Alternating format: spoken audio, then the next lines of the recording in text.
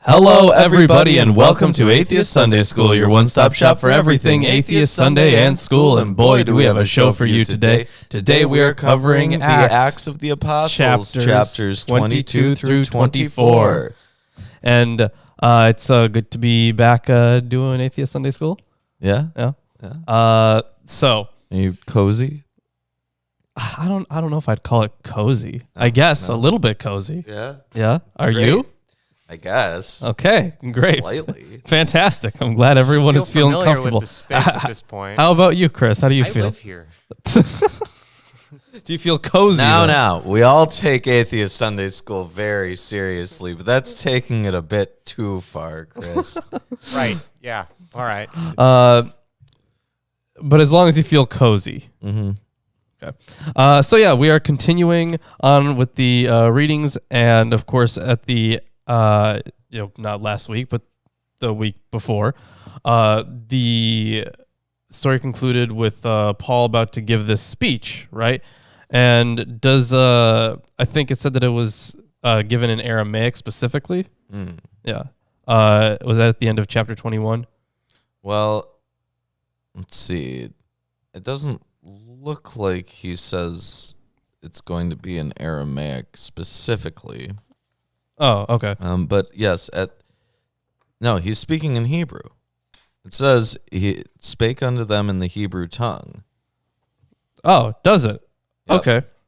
Okay. So yours says that it's Aramaic? I'm checking again. No, it does. It does say Hebrew. Never mind. Where I read that it was. Where did I read Aramaic? It was in this commentary, I think. Oh wait, no, hold on. Here's why.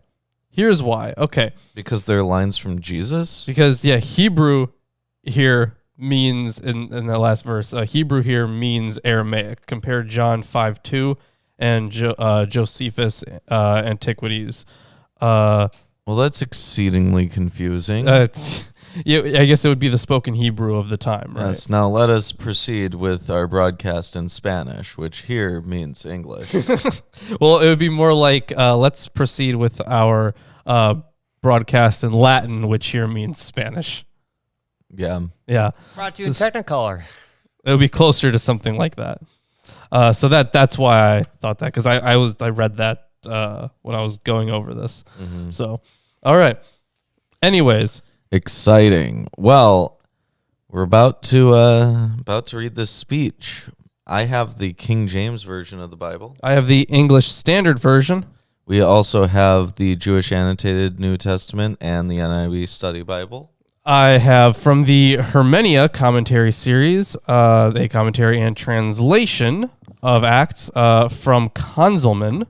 What's his name? Is it Hans Konzelman? Yes, we Better name. have Eerdman's commentary on the Bible.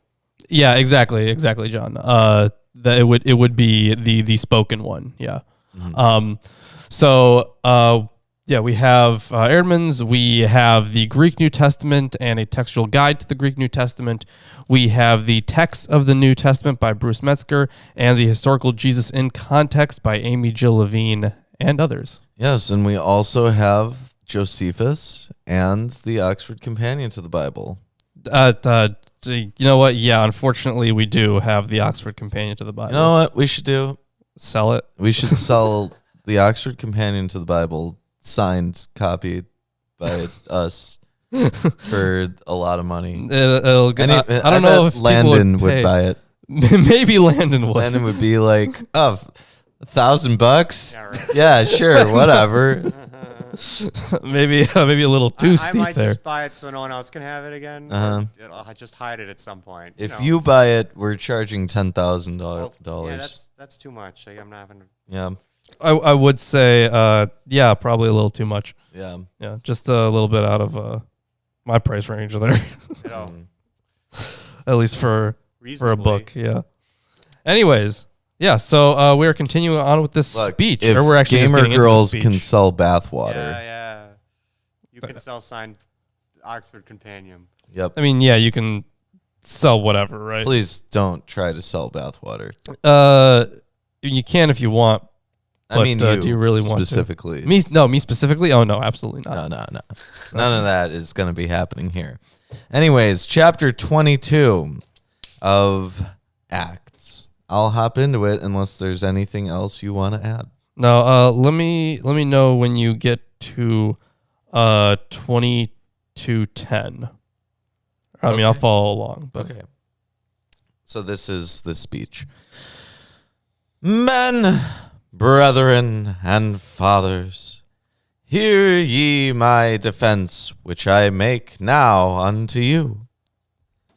And when they heard that he spake in the Hebrew tongue to them, they kept the more silence. And he said, I am verily a man which am a Jew, born in Tarsus, a city in Cilicia, yet brought up in this city at the feet of Gamaliel, and taught according to the perfect manner of the law of the fathers, and was zealous toward God, as ye all are this day. And I persecuted this way unto the death, binding and delivering into prisons both men and women. As also the high priest doth bear me witness, and all the estate of the elders, from whom also I received letters unto the brethren, and went to Damascus, to bring them which were there bound unto Jerusalem, for to be punished. And it came to pass that, as I made my journey, and was come nigh unto Damascus about noon, suddenly there shone from heaven a great light round about me. And so before we before we get into his, the thing that he saw, right? Mm-hmm. So Gamaliel, which we noted, in verse 3, right? He was educated. Looks like he was educated by Gamaliel. Yes. Gamaliel, right? Okay. So he was a Hillelite. Paul's exegetical method utilized elements of the school of Hillel, which had appropriated the principles of Hellenistic hermeneutics, and So he was educated at his feet, which we did cover. But that would be the important thing to know about Gamaliel. So, a couple of things about this that are pointed out in the study Bible. He was born in Tarsus. Paul had citizenship in Tarsus, as well as being a Roman citizen. No ordinary city was used by Euripides to describe Athens. Tarsus was 10 miles inland on the Cydnus River and 30 miles from the mountains, which were cut by a deep, narrow gorge called the Cilician Gates. It was an important commercial center, university city, and crossroads of travel. Paul must have come to Jerusalem at an early age in order to be brought up in the city. Another translation says, I was brought up in the city at the feet of Gamaliel, which would suggest that Paul came to Jerusalem when he was old enough to begin training under Gamaliel. We know who Gamaliel is. Yeah. Or Gamliel. I mean, it's whatever. Everyone knows who we're talking about. We're reading this section. You know the person. Yeah. And I fell unto the ground and heard a voice saying unto me, and we have some red text here. Jesus. Oh, okay. Nice. Saul, Saul, why persecutest thou me? And I answered, Who art thou, Lord? And he said unto me, I am Jesus of Nazareth, whom thou persecutest. And they that were with me saw indeed the light, and were afraid. But they heard not the voice of him that spake to me. And I said, What shall I do, Lord? And the Lord said unto me, Arise, and go into Damascus, and there it shall be told thee of all things which are appointed for thee to do.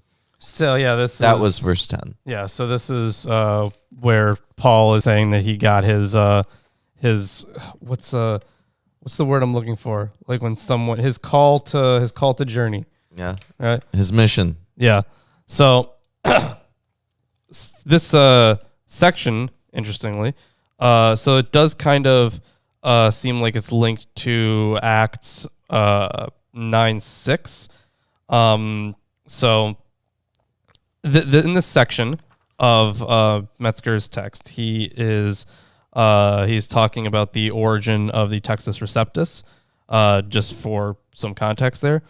So he says, even in other parts of the New Testament, Erasmus occasionally introduced into his Greek text material taken from the Latin Vulgate. There's also Thus, in Acts 9:6, the question which Paul asks at the time of his conversion on the Damascus road, and he, trembling and astonished, said, "Lord, what wilt thou have me do?" was frankly interpolated by Erasmus from the Latin Vulgate. This edition, which is found in no Greek manuscript at this passage, though it appears in the parallel account of Acts 22:10, became part of the Textus Receptus, from which the King James Version was made in 1611.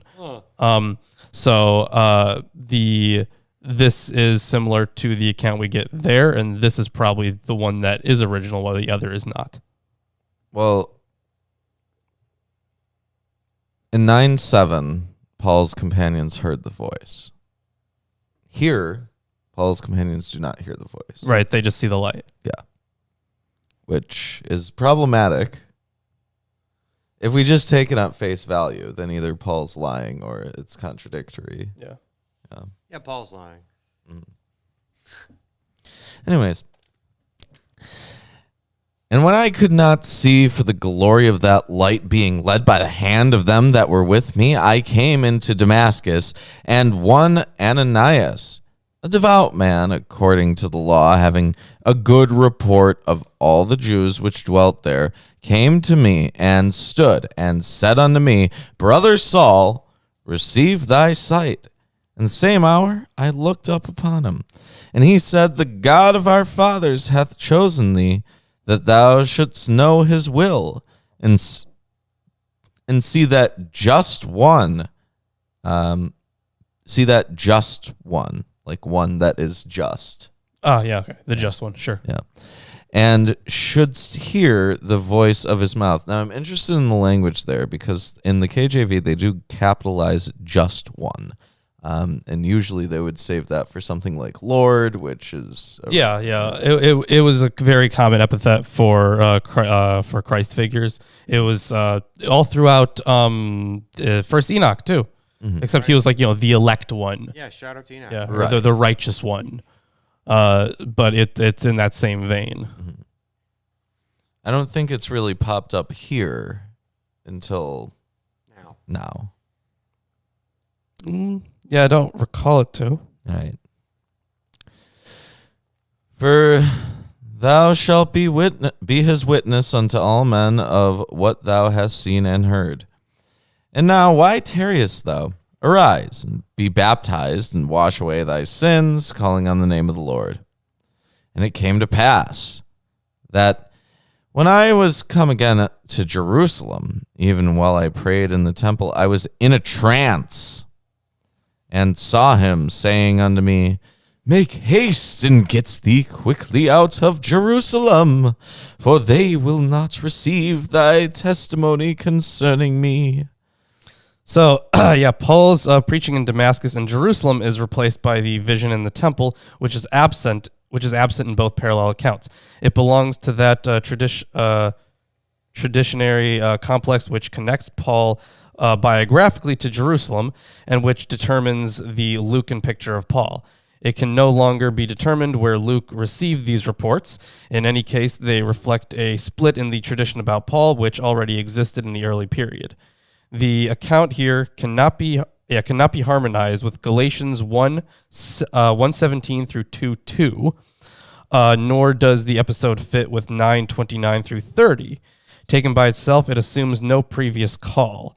Indeed, it does not fit in with such a call, and it forms a concurrent variant to the account of the call on the way to Damascus. Of course, Luke has had a hand in shaping the material.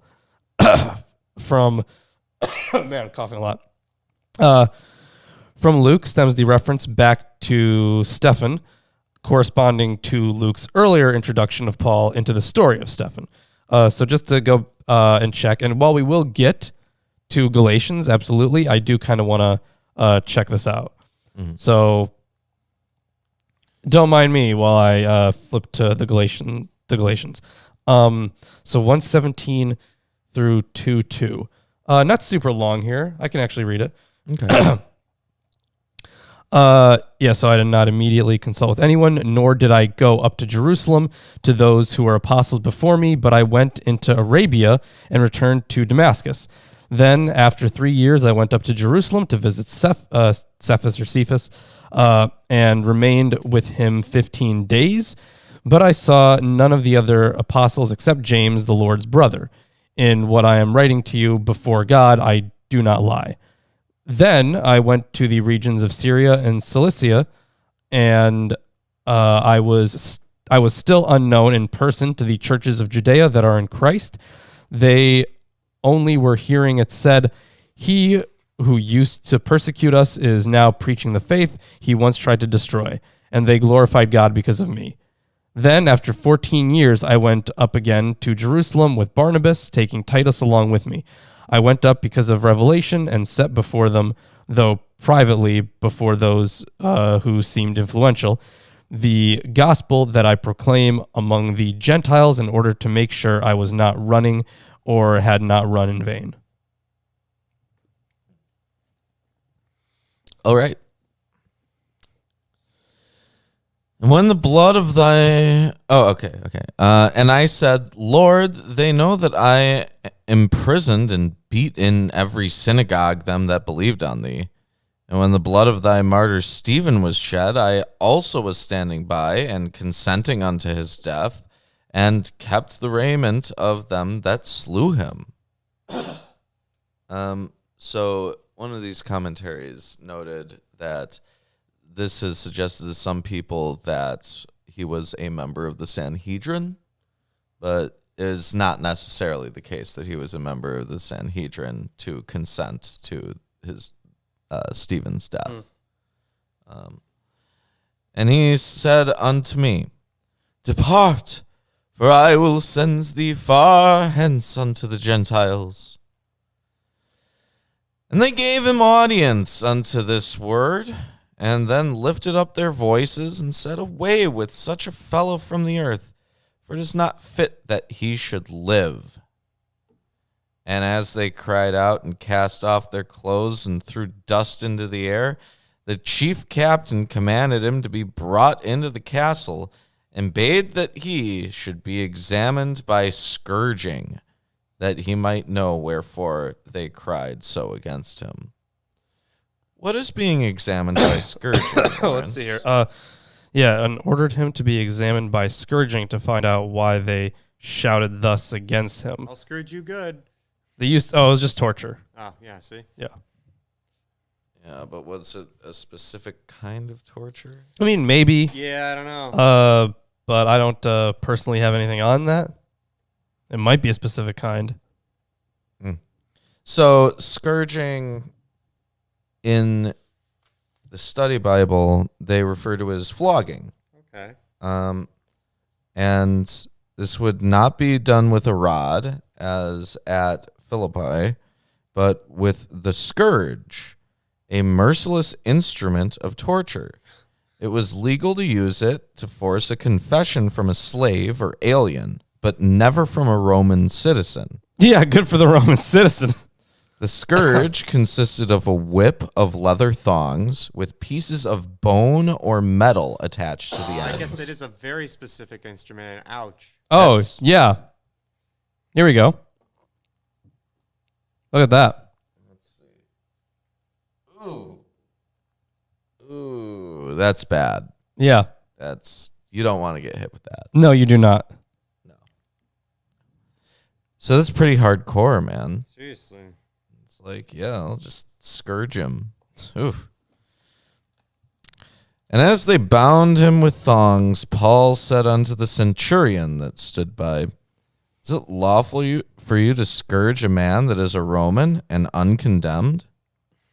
I guess the answer was no, No. which we just learned. Right. But let's see what happens. When the centurion heard that, he went and told the chief captain, saying, "Take heed what thou doest, for this man is a Roman." Then the chief captain came and said unto him, "Tell me, art thou a Roman?" He said, "Yea." And the chief captain answered, "With a great sum obtained I this freedom." And Paul said, "But I was free born." Then straightway they departed from him, which should have examined him. And the chief captain also was afraid after he knew that he was a Roman and because he had bound him. Yeah, so Paul said, "But I was born a citizen." Yeah. Okay. On the morrow, because he would have known the certainty wherefore he was accused of the Jews, he loosed him from his bands and commanded the chief priests and all their council to appear and brought Paul down and set him before them. That is the end of chapter 22. Hey, if you're enjoying the stream so far, give us a like, comment, subscribe, share it with your friends, family, neighbors. All interactions help us grow and take control of our host. YouTube. Yeah. So I do want to note something here. So on verse 30, but on the morrow, desiring to know the real reason why the Jews accused him, he unbound him and commanded the chief priests and all the council to meet. This incident is historically impossible. The tribune is afraid because he has seized a Roman citizen, but he leaves him overnight in chains.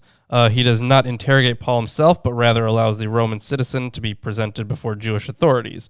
The statements about the meeting room of the Sanhedrin differ in Josephus and the Mishnah, interestingly. Ooh. Yeah, so what do you think of this episode? Squares. This is just kind of how Paul's luck has been presented. Mm-hmm. He goes to a place to preach, and then he either gets just kicked out, or usually he's just kicked out.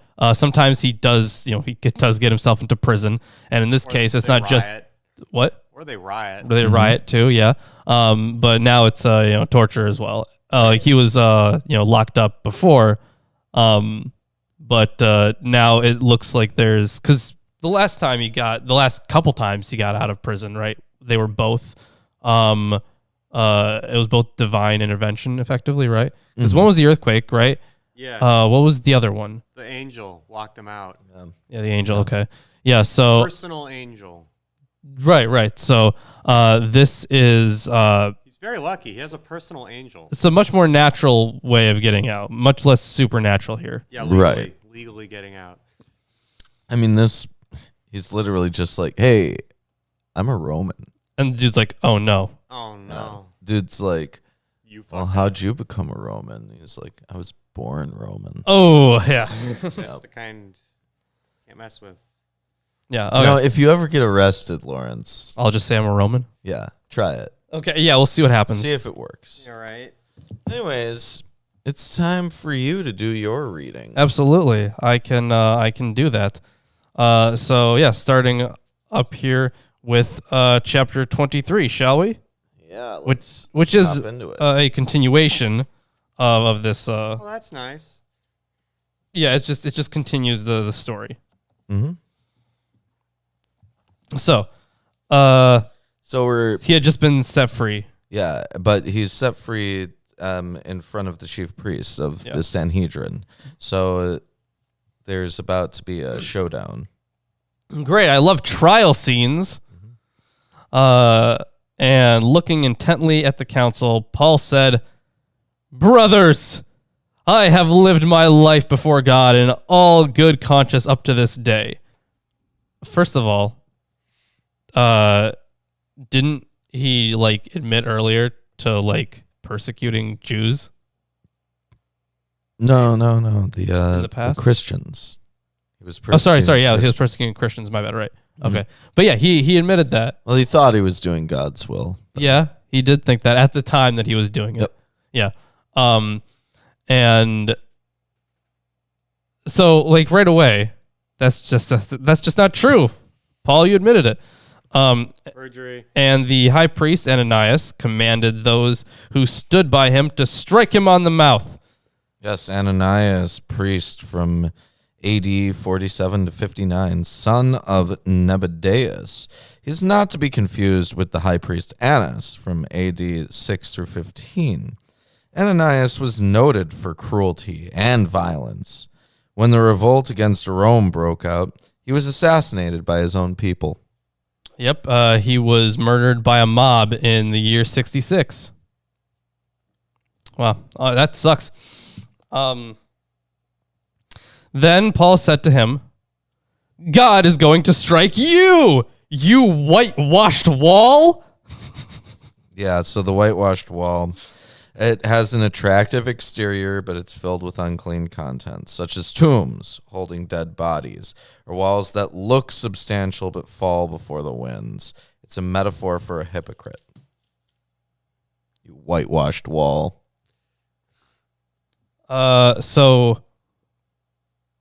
This thing about the whitewashed wall. Get it?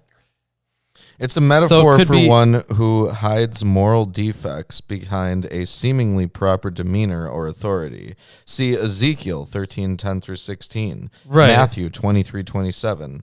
Acts contrasts Paul and other believers in Jesus who follow the law with Jews and Jewish authorities who do not.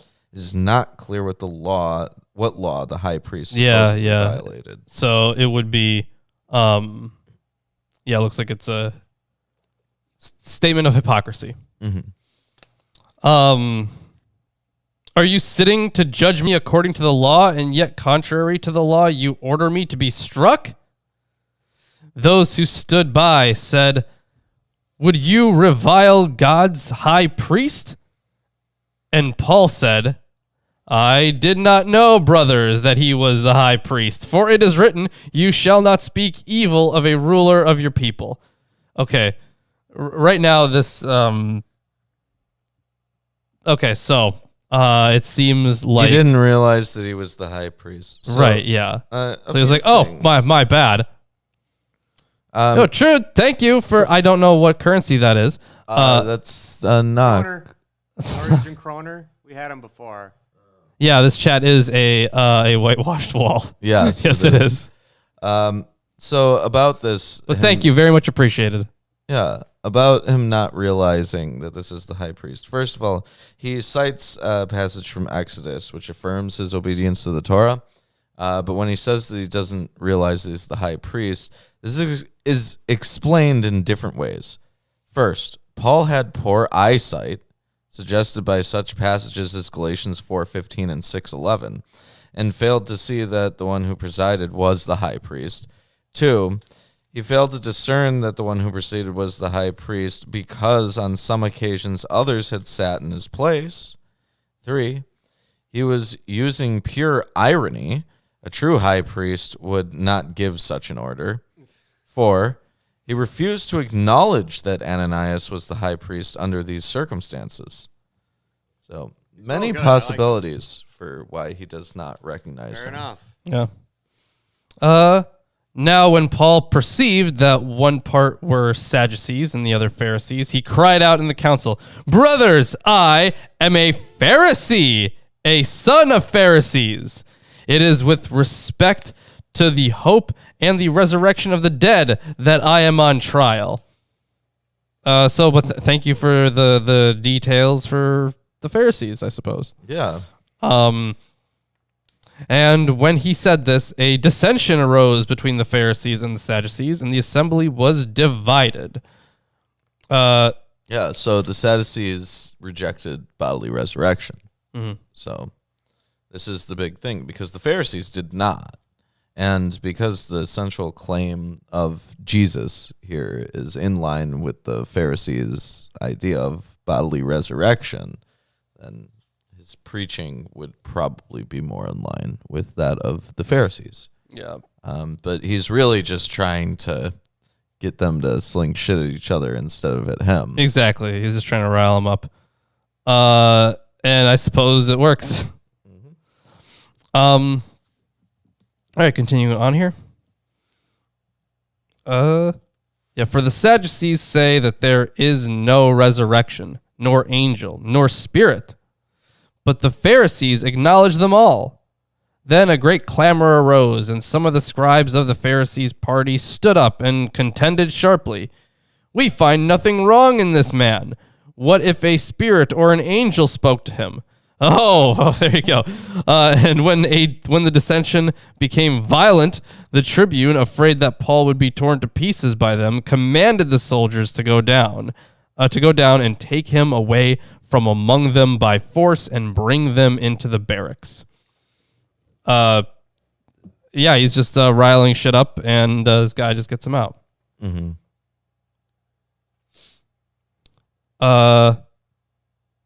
Yeah, okay. So I was just checking the commentary, but it's nothing we haven't already noted. Right.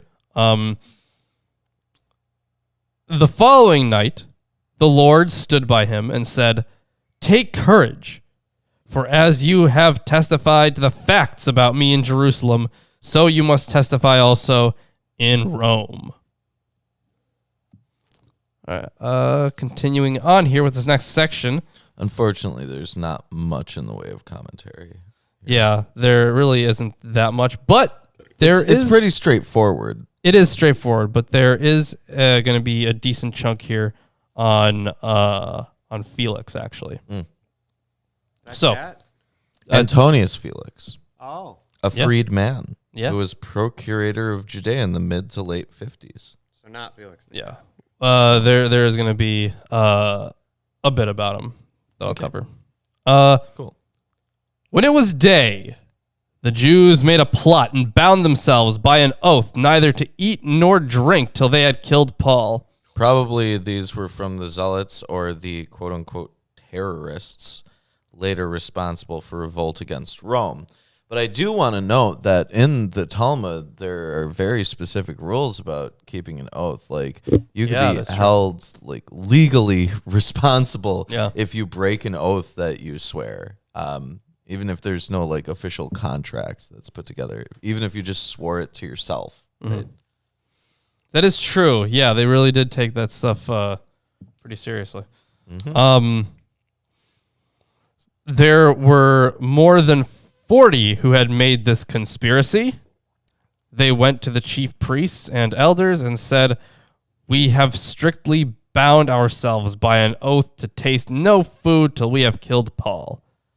Now, therefore, you, along with the council, give notice to the tribune to bring him down to you, as though you were going to determine his case more exactly, and we are ready to kill him before he comes near." This does not seem like a 40-person job. No. It just doesn't. Yeah. So, either way. Now, the son of Paul's sister... Paul's nephew. No other biblical sources refer to Paul's family. Huh. Oh, okay. So this is like the only part of his family that we get. Mm-hmm. Yeah. So his nephew, I guess, heard of their ambush. So he went and entered the barracks and told Paul. Paul called one of the centurions and said, "Take this young man to the tribune, for he has something to tell him." So he took him and brought him to the tribune and said, "Paul, the prisoner, called me and asked me to bring this young man to you, as he has something to say to you." The tribune took him by the hand and, going aside, asked him privately, "What is it that you have to tell me?" And he said, "The Jews have agreed to ask you to bring Paul down to the council tomorrow, as though they were going to inquire somewhat more closely about him. But do not be persuaded by them, for more than 40 of their men are lying in ambush, who have bound themselves by an oath neither to eat nor drink till they have killed him." So he's telling him not to say anything because he intends to remove him from the city before the conspirators find out about the change. Oh, okay. Fair enough. Yeah, I guess that would work out. So the tribune, and now they are ready, waiting for your consent. So the tribune dismissed the young man, charging him, Tell no one that you have informed me of these things. Mhm. So hopefully this guy's got a plan, right? Yeah. So they want to remove him, but they want to keep it secret. Then, he's being sent to Felix here. Then he called 2 of the centurions and said, "Get ready 200 soldiers with 70 horsemen and 200 spearmen to go as far as Caesarea at the 3rd hour of the night." So this would be a heavily armed infantry, Right. cavalry, and lightly armed soldiers. The commander assigned 470 men to protect Paul, Right. a Roman citizen. But the Greek for spearmen is an obscure word and could perhaps be translated as additional mounts and pack animals. Hold up here. So that is in 23? Yes. Well, the thing is, in 24 it says also provide mounts for Paul to ride and bring him safely to Felix the governor. But yeah, okay. So let me check in 23 here. What is used for? You said for spearmen. Yes.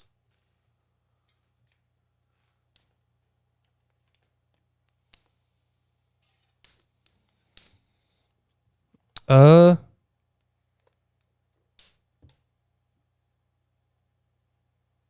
on, am I even in the right chapter? No. No, I wasn't. I was like, Wow. this seems weird. I'm not finding these words anywhere. I'm talking about 23. Yeah. I was in 22, 23. Oof. Yeah. So, let's see. What is he bringing? The horsemen, and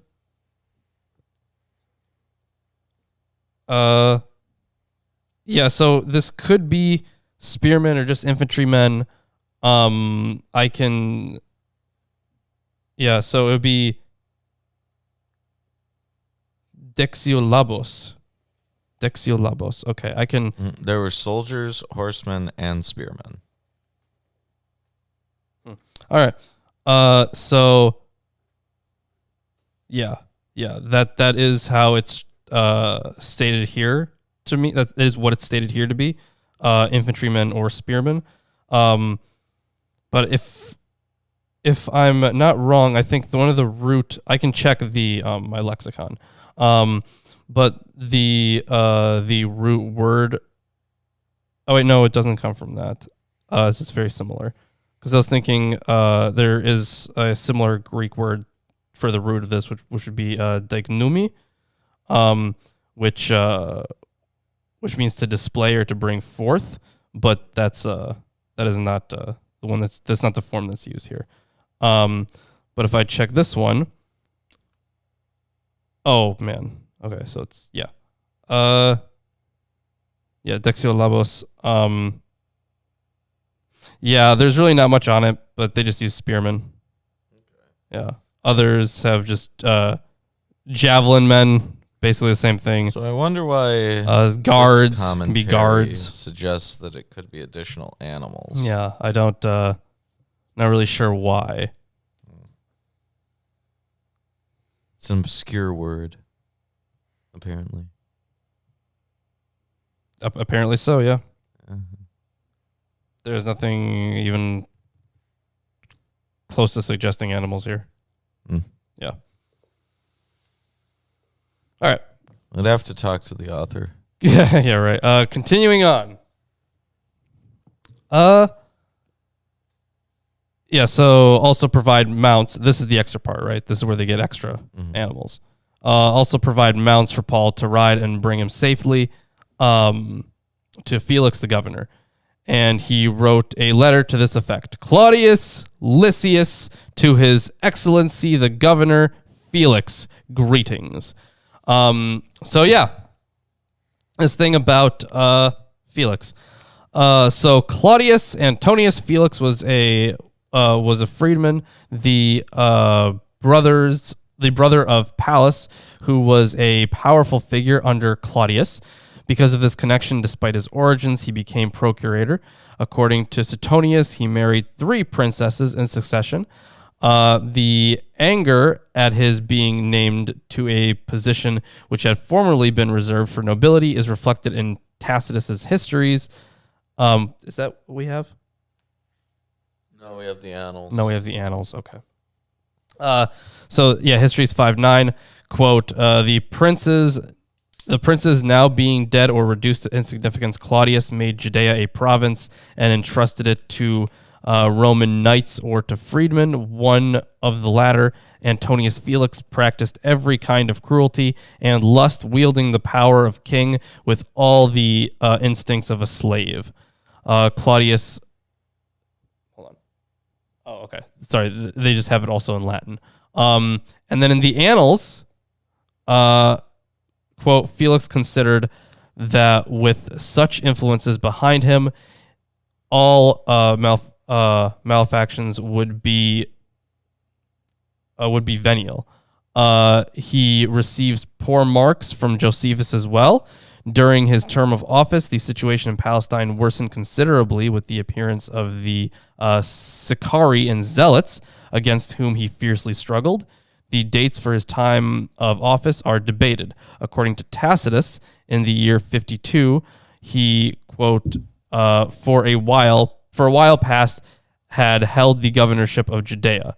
According to Josephus and in Antiquities. Okay, so according to Josephus, he arrived in the year 52 or 53. The latter is more probable.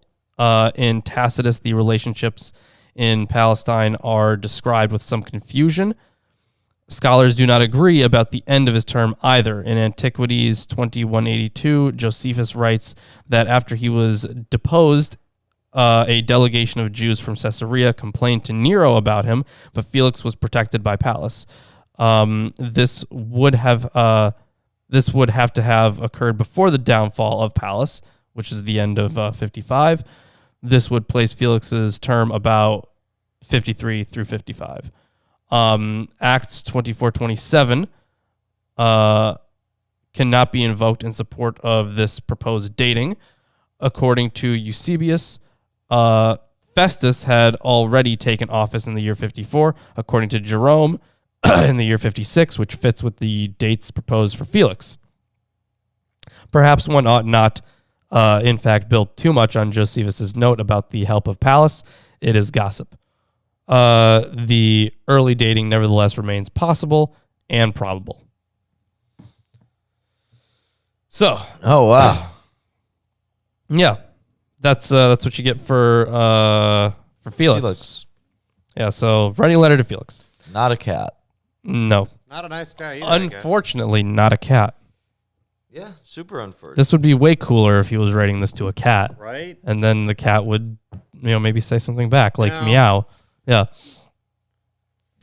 This man was seized by the Jews and was about to be killed by them when I came upon them with the soldiers and rescued him, having learned that he was a Roman citizen.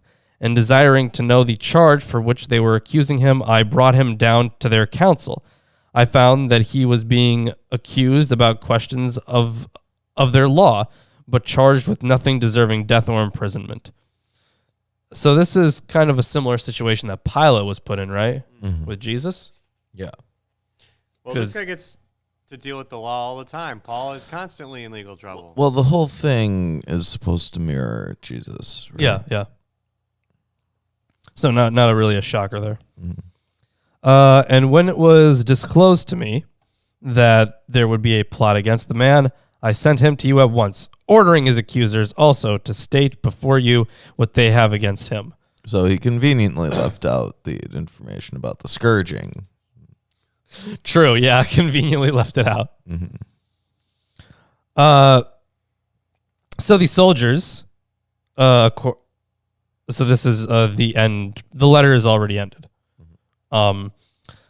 So the soldiers, according to their instructions, took Paul and brought him by night to Antipatris. And on the next day, they returned to the barracks, letting the horsemen go on with him. So Antipatris was rebuilt by Herod the Great and was named for his father. It was a military post between Samaria and Judea, 30 miles from Jerusalem. Okay. Interesting name there. So, of course, anti means against or opposite to, and Patris, Patris means, if I'm not wrong, I think it's supposed to mean like fatherland. Mm-hmm. I can check. It's a city on the road to Caesarea. So interesting, though. Oh, okay. So it's just one's fatherland. Yeah. So not wrong. I did remember that. So interesting name for, well, apparently it was named for Herod's father. Right. Yeah. So, okay. Still weird name.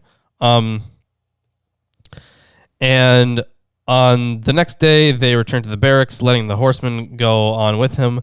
When they had come to Caesarea and delivered the letter to the governor, they presented Paul also before him. So the governor here would have been Felix. Yeah.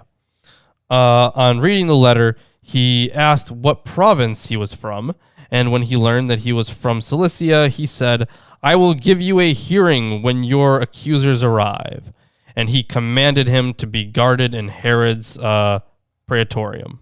So yours says praetorium. Yes. I want to point out that the study Bible says Herod's palace. The Jewish annotated New Testament says Herod's headquarters. Yeah, but apparently either way, the site of it and is... the KJV is Herod's judgment hall. Okay. Oh, yes, well, the judgment hall. I must retreat to it now. Yeah. But apparently the site of the praetorium, or any translation you take, is no longer known. I mean, I need a bunch of rooms that just have dumb names like that. That'd be great. So this place would presumably have been some kind of place. Some kind of courtroom type thing. Legalistic room. So something legal-ish. Yeah. Legal adjacent, perhaps. Yeah. Is that the end of your chapter? Yes, that is. That is the end of chapter 23. Hey, if you guys are enjoying the stream. Do you hear something? Oh, my God. I do hear something. Oh, no. Behold, I am your Lord and Savior, Jesus Christ, and I want to let all you heathens and sinners know that I support this wonderful episode of Atheist Sunday School. Lawrence and Reuben try their very best to bring you the true glory of the Bible, and they need your help. They have provided links to their Patreon page and other social media just for you. Once again, my name is Jesus Christ, and this is Milwaukee Atheists. The Lord is with them. God bless. Oh, hey, Jesus. Good to hear from you again. It's been a while, actually. Yeah. Unfortunately. But everything's okay on my end. Hope everything is good on yours too. We've been reading about this Paul guy.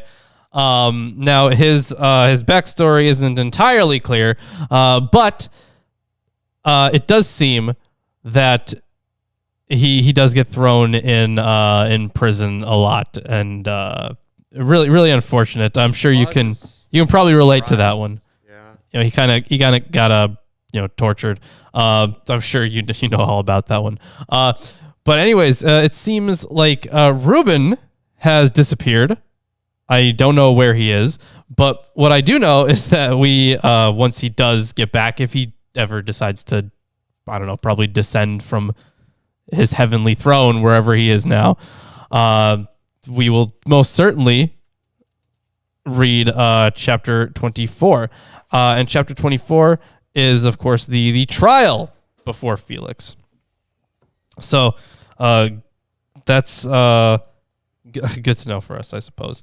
And this, honestly, there is going to be a lot to say on this section, but we kind of have to go through it verse by verse. And this will give us a kind of a brief look into the legal system, at least into the trial system. And hello! You were buying time? I was. Oh, wow. Yeah, I heard. Yeah, I'm sure you did. I made it very obvious, actually. He was going slow. I mean, You need I was to know. enjoying it. yeah. Were you? Yep. It's torturing your friend. Ugh. Horrible. Well, why wouldn't I? I don't know. Common sense. Common sense? Uncommon sense. Yeah. Anyways, let's hop into chapter 24 here. Yeah, We're let's go. coming right at you. Chapter 24. And after 5 days, Ananias, the high priest, descended with the elders, and with a certain orator named Tertullus, who informed the governor against Paul. So here, we're talking about orators. Yeah. and Okay. Tertullus. So orators, they were like, I guess you could kind of think of them like lawyers, except they were speechwriters. So you would hire an orator and they would write out your case for you. But most of the time it was generally seen that, you go up and present your case. You don't need a lawyer necessarily. And the way that they would do it, depending on what time period you're in, they would have, I'm not sure how it would have been here. It looks like they're actually in front of council, right? But most of the time when there was a legal battle, it would be decided by the public. Yes. They would, you would go up and you would present your speech and then the public decides. Just doesn't always work out for you. No, not always. But that's here's why you needed to hire a really good orator. Yeah. It's kind of like how it is now. A little bit, except you're not really advised to defend yourself. No. Yeah. Not even slightly. Not even a little bit. In fact, It's you would always be- get a lawyer. Yeah, far better off getting a lawyer. Yeah. But you're also better off getting an orator. It would be a lot more interesting if you got an orator. You know what? I propose that if anyone here ever gets in legal trouble, Go get an order. instead of hiring an attorney, you hire an orator. Like a Give it a shot. speechwriter. Tell us how it goes. I'd really love to know how it goes. Yep. I'd love to know. Anyways, moving on.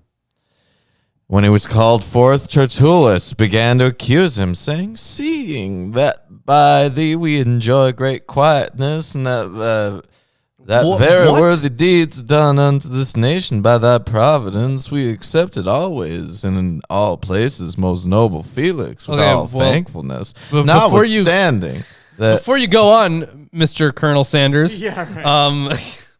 I did have a note here on verse 2. yeah, In the text, a break is made at the end of verse 2 before the words in every way and everywhere at the beginning of verse 3. But it is also possible to make a break after Pantaku, that would be everywhere, so that these words are connected to the end of verse 2. The NRSV follows the first alternative. So because of you, we have long enjoyed peace, and reforms have been made for this people because of your foresight. We welcome this in every way and everywhere with utmost gratitude. The REB follows the second alternative. We owe it to you that we enjoy unbroken peace, and it is due to your providing care that in all kinds of ways and in all sorts of places improvements are being made for the good of this nation. We appreciate this and are most grateful to you. So it depending on how it's broken up, because the way Greek works is it doesn't there's no what's punctuation, right? So we're kind of left to parse it out ourselves. So these are really just scholars trying to make their best, their most educated guesses about how it would have been read at the time, right. because it could be either way. Notwithstanding that I be not further tedious unto thee, I pray thee that thou wouldst hear us of thy clemency a few words. For we have found this man a pestilent fellow, and a mover of sedition among all the Jews throughout the world, and a ringleader of the sect of the Nazarenes, who also hath gone about to profane the temple, who we took and would have judged according to our law, but this is so hard to understand, Ruben. Lysias came upon us, and with great violence took him away out of our hands, commanding his accusers to come unto thee, by examining of whom thyself mayest take knowledge of all these things whereof we accuse him. And the Jews also assented, saying these things were so. Amazing. Yep. Then Paul, after that the governor had beckoned him to speak. And here's something actually kind of interesting. So in verse 7, wait, hold on. Did you have a verse 7? Yes, but the chief captain Lysias came upon us and with great violence took him away out of our hands. Yeah, you know what? That was that's in the Western text apparently. And it's not in the ESV, interestingly. And let's see if there should be commentary on this, right? Yeah, so there is some commentary on at least 6 through 8, but that would include 7. I know how numbers work. Yes. In the opinion of some scholars, the Western reading, which passed into the Textus Receptus, is necessary to the sense of the verses. The word that they're actually looking at here is we seized ekratesamen.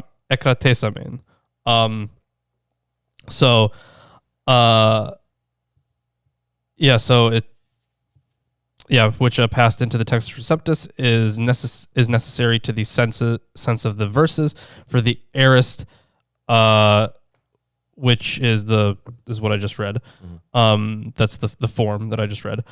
Seems to require some additional statement to explain how Paul came to be under control of the Romans. On the other hand, however, the abruptness of it may have prompted a desire for addition and completeness, and it is difficult to account for the omission of the disputed words if they were original. One of the effects of the addition is to change the reference of that would be in this case whom, in verse 8 from Paul to Lysias. But whether this is to be interpreted as favoring or opposing the addition is disputed. A number of translations give the longer Western reading in a note, and apparently one translation includes the longer reading in brackets in the text, and states in a footnote that many ancient manuscripts do not have this passage. That is usually how it should be done, I think. That is usually how I say it should be done. Like, you can include longer readings, but if you know that they're missing from a whole bunch of manuscripts or that they're likely not original, you can just put that in a footnote. Yes. Or put the verse in brackets, right? So like when we get to the Johannine comma, do that kind of thing too. Like put it in brackets, put the footnote in there, but you can leave it in there. Especially, I mean, I can definitely like for this one, I can see why they would add it. For the Johannine comma too, I can see why they would add it. But I think that should just be the best practice. Mm-hmm. Then Paul, after that the governor had beckoned unto him to speak, answered, Forasmuch as I know that thou hast been of many years a judge unto this nation, I do the more cheerfully answer for myself, because that thou mayest understand that there are yet but 12 days since I went up to Jerusalem for to worship. They neither found me in the temple disputing with any man, neither raising up the people, neither in the synagogues nor in the city. Neither can they prove the things whereof they now accuse me. But this I confess unto thee, that after the way which they call heresy, so worship I the God of my fathers, believing all things which are written in the law and in the prophets. Yeah, so here's essentially the idea behind all of Christianity is that it is a fulfillment of all the Old Testament stuff. Right. They absolutely do not abandon Old Testament stuff. Though in practice. Right, in practice. They do it all the time. And have hope towards God, which they themselves also allow that there shall be a resurrection of the dead, both of the just and unjust.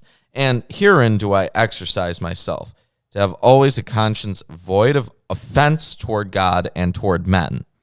Now, after many years, I came to bring alms unto my nation and offerings. Whereupon certain Jews from Asia found me purified in the temple, neither with multitude nor with tumult, who ought to have been here before thee, and object if they had aught against me.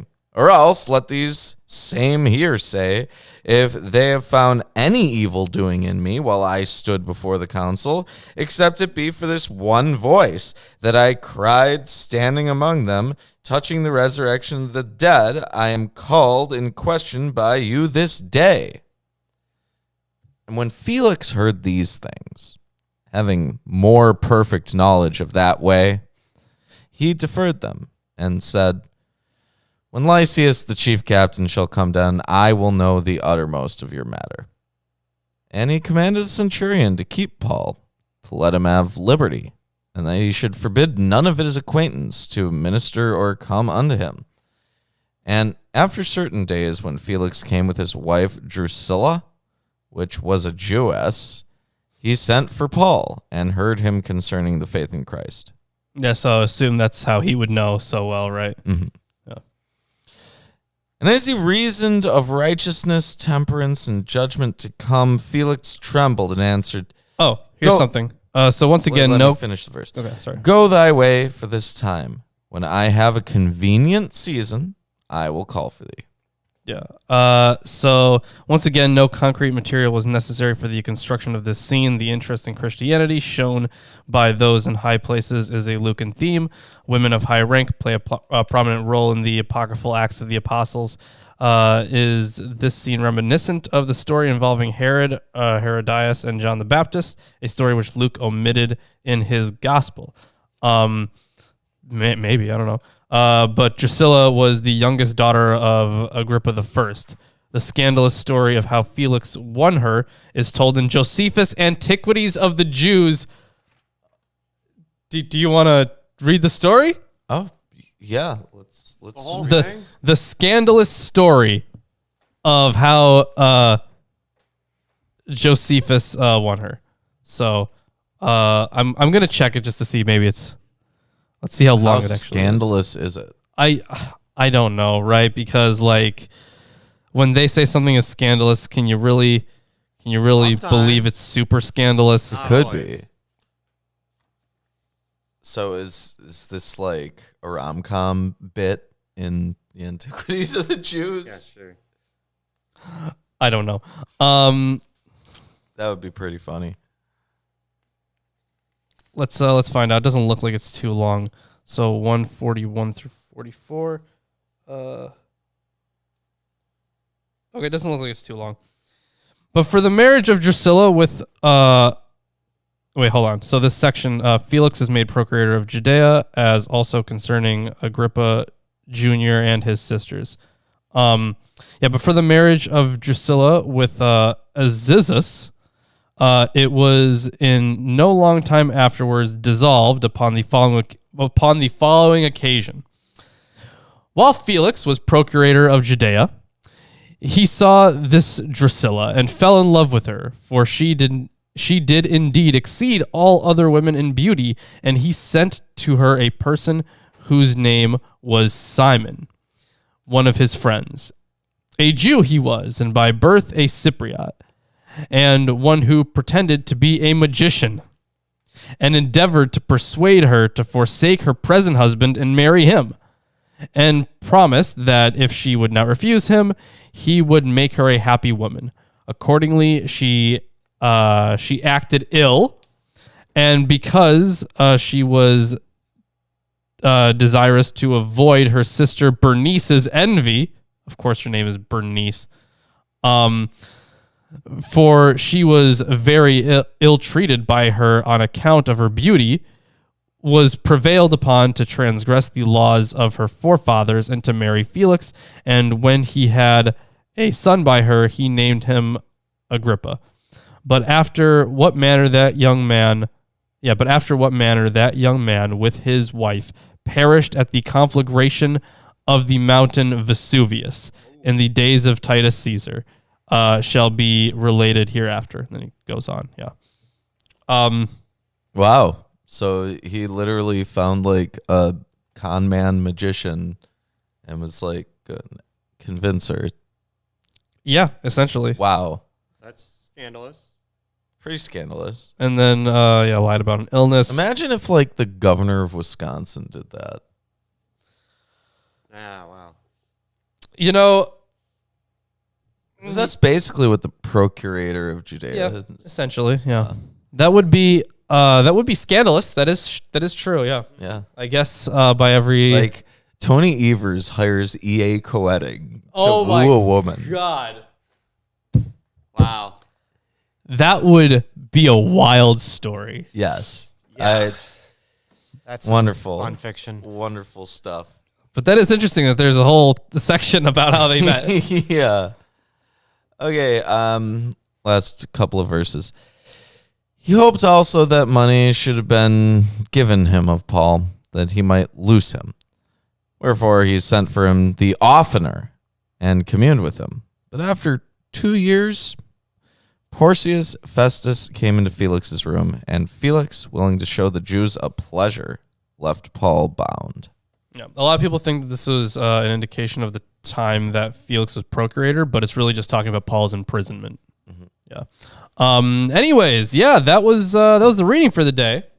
So it felt long, but also short. It felt like we covered a lot in a short amount of time. It was Yes. a decent stream. Yeah. Still. I mean, the content was not disorienting like it was that one time. It was just very straightforward. Yeah, it was incredibly straightforward, and it was one narrative mostly. So that was nice. Yeah, and you know what? Paul, he's basically the hero of the story until the end of Acts.